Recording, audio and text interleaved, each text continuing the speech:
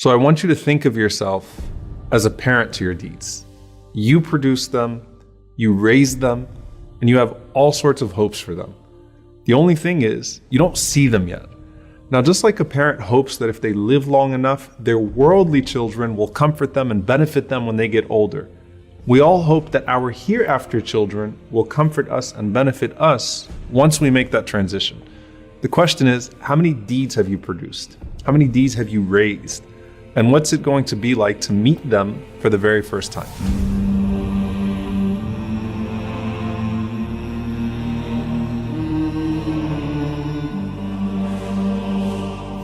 Hatim ibn al-Assam rahimahullah said, إني نظرت إلى الخلق فرأيت كل واحد يحب محبوبا فإذا ذهب إلى القبر فارقه محبوبه. He said that I looked at mankind and I noticed that everyone has something or someone that they love. But then once they die, that beloved person or thing leaves them. So I decided to learn to love my good deeds so that when I enter into my grave, they get to come with me. The Prophet ﷺ said, يَتْبَعُ الْمَيِّتَ ثَلَاثًا. The deceased is followed to his or her grave by three things. أهله وماله وعمله. His family, his wealth, and his deeds. فَيَرْجِعُ أَهْلُهُ وَمَالُهُ وَيَبْقَى عَمَلُهُ. So his family and his wealth turn back from the grave and they go home. And his only companion that remains with him in his new home from now on is his collection of deeds. And we know that Allah subhanahu wa ta'ala says about the Day of Judgment, what? يَوْمَ لَا يَنْفَعُ مَالٌ وَلَا بَنُونَ. The day that wealth and children are no longer of any benefit. From this point onwards, deeds are going to be your comfort and they're going to be your currency. And the Prophet ﷺ once asked the companions, do you know what Allah meant when he said, وَمَنْ أَعْرَضَ عَنْ ذِكْرِي فَإِنَّ لَهُ مَعِيشَةً ضَنْكَ? That those who turn away from my remembrance will have a constricted life. وَنَحْشُرُهُ يَوْمَ الْقِيَامَةِ أَعْمَى, and will be raised up on the Day of Judgment blind. Now, that constricted life is certainly across all realms. But here the Prophet ﷺ said, when they go to their grave, يُسَلَّطُ عَلَيْهِ تِسْعَةٌ وَتِسْعُونَ تِنِّينَ. Allah places 99 dragons over that person.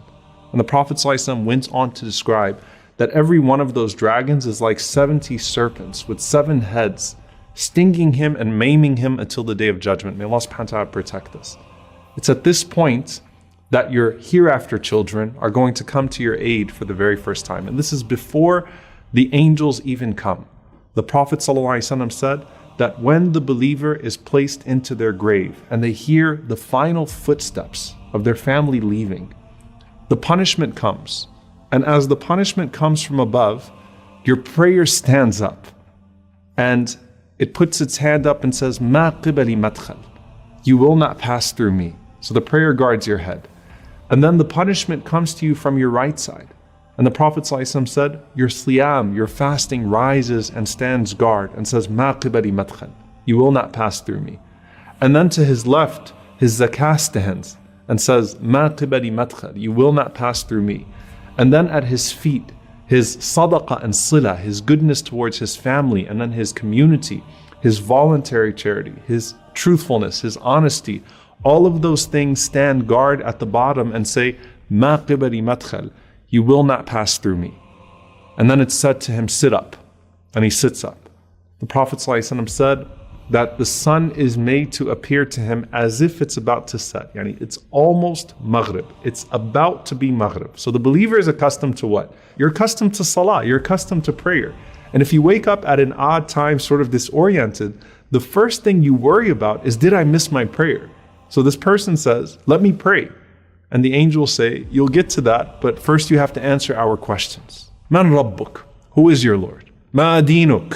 What is your religion? Man Nabiyuk? Who is your prophet?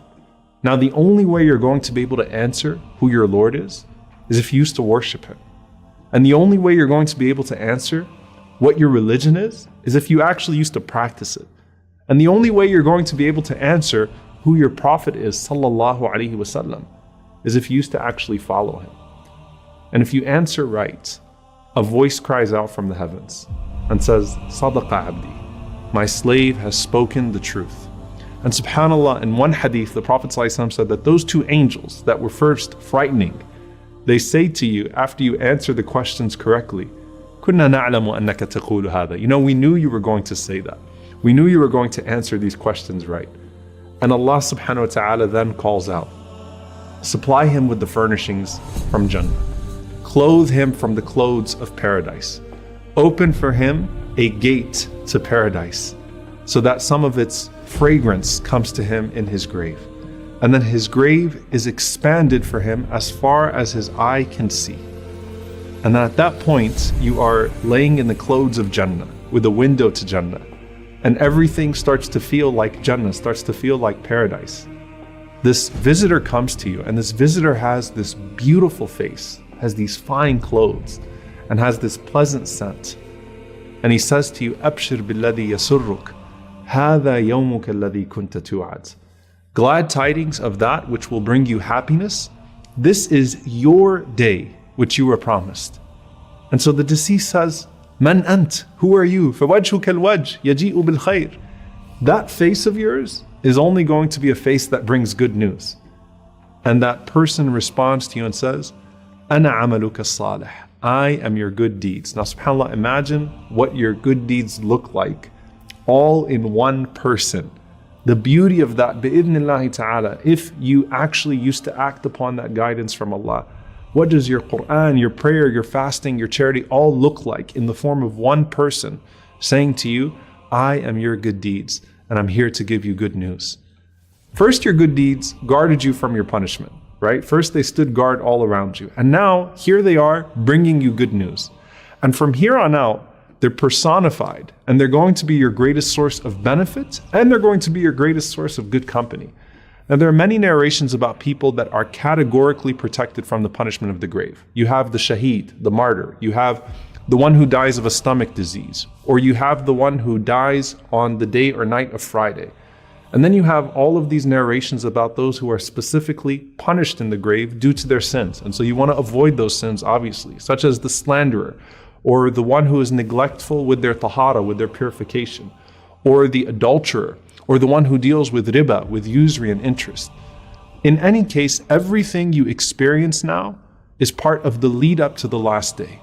And the Prophet ﷺ said, when a person dies, he's shown his eventual place morning and evening. And so if he's amongst the inhabitants of paradise, he has this window to his place in paradise. And he's constantly told, this is where you're headed to, this is where you're going. And if he's amongst the people of the fire, may Allah protect us, he's shown his place in the fire and is told, this is where you're going. And no matter what his situation is, he's shown one more place.